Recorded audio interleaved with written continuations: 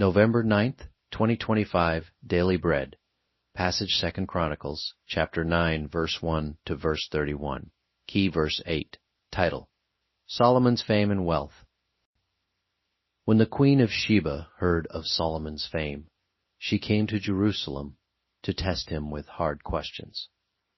Arriving with a very great caravan, with camels carrying spices, large quantities of gold and precious stones, she came to Solomon and talked with him about all she had on her mind.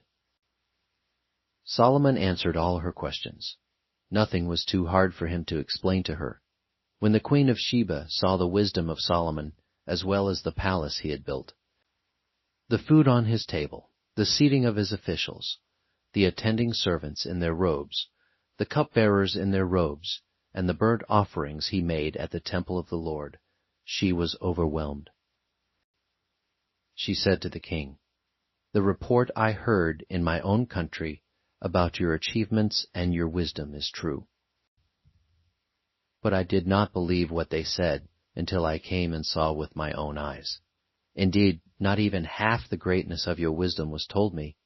You have far exceeded the report I heard. How happy your people must be! How happy your officials, who continually stand before you and hear your wisdom!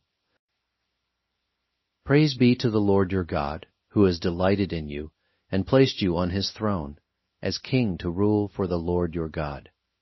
Because of the love of your God for Israel, and his desire to uphold them forever, he has made you king over them, to maintain justice and righteousness." Then she gave the king 120 talents of gold, large quantities of spices and precious stones. There had never been such spices as those the queen of Sheba gave to King Solomon.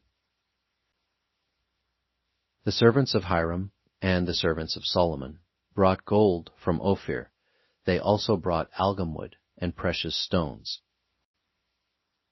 The king used the algum wood to make steps for the temple of the Lord and for the royal palace, and to make harps and lyres for the musicians. Nothing like them had ever been seen in Judah. King Solomon gave the queen of Sheba all she desired and asked for. He gave her more than she had brought to him. Then she left and returned with her retinue to her own country. The weight of the gold that Solomon received yearly was 666 talents, not including the revenues brought in by merchants and traders.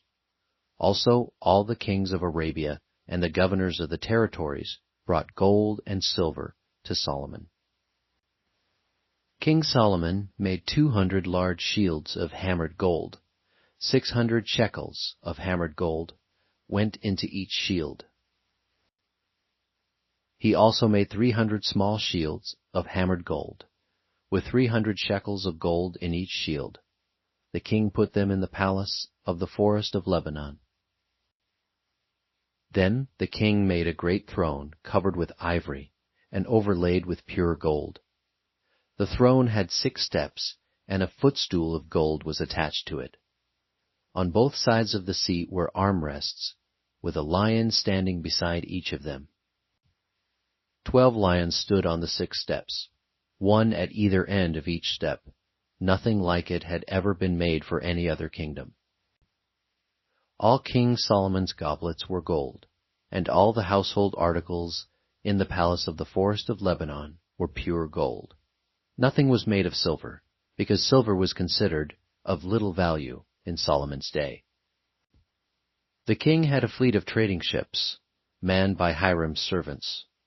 Once every 3 years it returned, carrying gold, silver, and ivory, and apes and baboons. King Solomon was greater in riches and wisdom than all the other kings of the earth.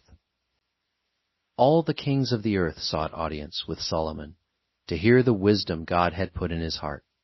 Year after year, everyone who came brought a gift, articles of silver and gold, and robes, weapons and spices, and horses and mules. Solomon had 4,000 stalls for horses and chariots, and 12,000 horses which he kept in the chariot cities, and also with him in Jerusalem. He ruled over all the kings from the Euphrates River to the land of the Philistines, as far as the border of Egypt. The king made silver as common in Jerusalem as stones, and cedar as plentiful as sycamore fig trees in the foothills.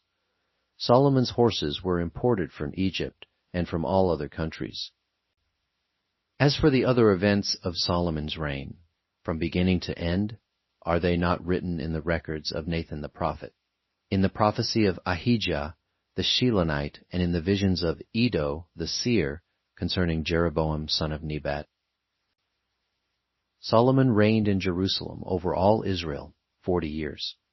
Then he rested with his ancestors, and was buried in the city of David his father, and Rehoboam his son succeeded him as king. Daily Bread Message.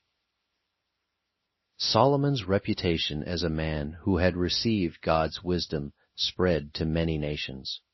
The Queen of Sheba visited Solomon with hard questions and rich gift. Hearing Solomon's answer to all her questions, and seeing his great accomplishments, the queen was greatly marveled, and praised the God of Solomon. God-given wisdom is life-giving. It draws people together just as a fragrant flower attracts bees and butterflies. God delights to give His wisdom to those who long for it, and to display His glory through His wisdom. Solomon's wisdom also brought great wealth and splendor. Many kings of the earth sought audience with him to hear God's wisdom. They came with gifts of gold and silver. Solomon made many shields with gold. He also made a great throne, goblets, and all the household articles in the palace with gold. In his time, gold was so abundant that silver was not considered valuable. Solomon's wisdom, fame, and wealth, however, were God's gifts. Yet when his time came, he died. His earthly glory, fame, and wealth faded after his death. Jesus said, "Store up for yourselves treasures in heaven, but seek first His kingdom and His righteousness." Prayer.